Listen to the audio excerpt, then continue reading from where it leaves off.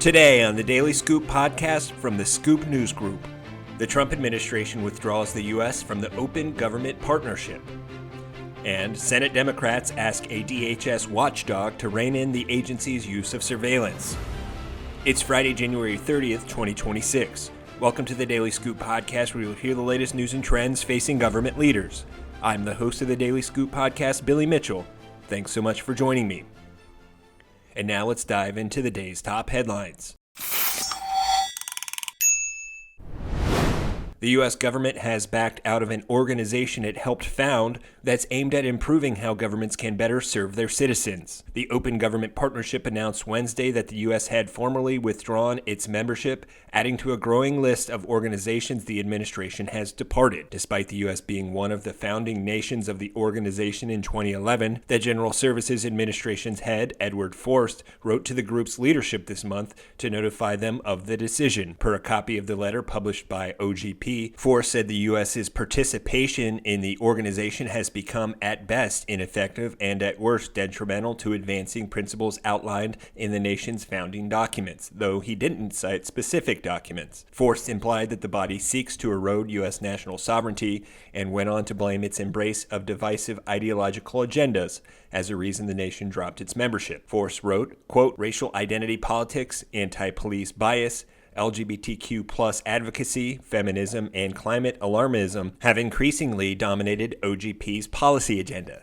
These divisive agendas, driven by extremely ideological cliques, have destroyed the ability of OGP to credibly operate as a voice for transparency," unquote. That rhetoric echoes the Trump administration's controversial efforts to remove diversity, equity, and inclusion, or DEI, from the federal government, whether through the termination of grants, positions, organizations, or data points. The withdrawal also comes after the organization reported that the Trump administration had weakened the U.S. government's existing progress towards open government goals. In a December report, OGP pointed to the Trump administration's repeal and replacement of executive orders related to equity, data transparency, and law enforcement accountability, and disbanding a federal advisory committee on open government as examples of weakened progress. And now in other news, Democratic Senators Mark Warner and Tim Kaine of Virginia are asking the Department of Homeland Security's Inspector General to look into the agency's broad data collection and analysis processes,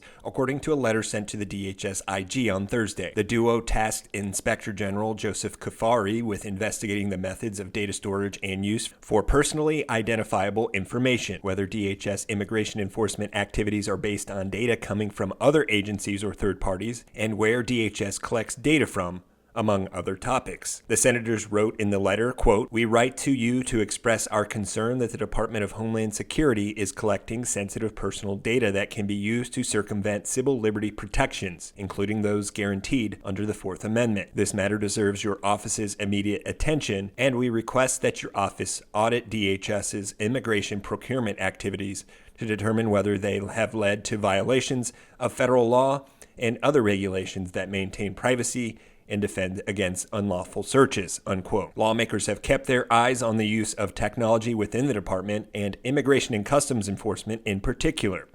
In recent months, DHS has aimed to broaden its authorities by amending rules around data use and collections. Lawmakers have warned of eroding privacy protections and public trust if safeguards aren't established. Scrutiny has continued into the new year. Prior to Thursday's letter, House Homeland Security Committee members introduced legislation that would set limits on biometric data collection. That attempt to curb DHS's ever-expanding data estate pointed to technical limitations and deficiencies of tools, as well as constitutional concerns as driving forces behind the need for guardrails. The latest investigation request comes just a day after DHS released its 2025 AI use case inventory. In it, there are several examples of how artificial intelligence is helping law enforcement comb through its data deluge. For more news at the intersection of the federal government and technology, make sure to visit fedscoop.com.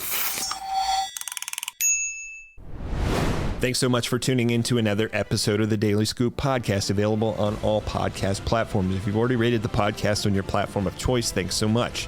High ratings and good reviews of the show help more people to find it. The Daily Scoop podcast is a production of the Scoop News Group in Washington, D.C. Adam Butler and Carlin Fisher help put the show together, and the entire Scoop News Group team contributes. We'll be back next week with more top headlines. Until then, I'm your host, Billy Mitchell. Thanks so much for listening.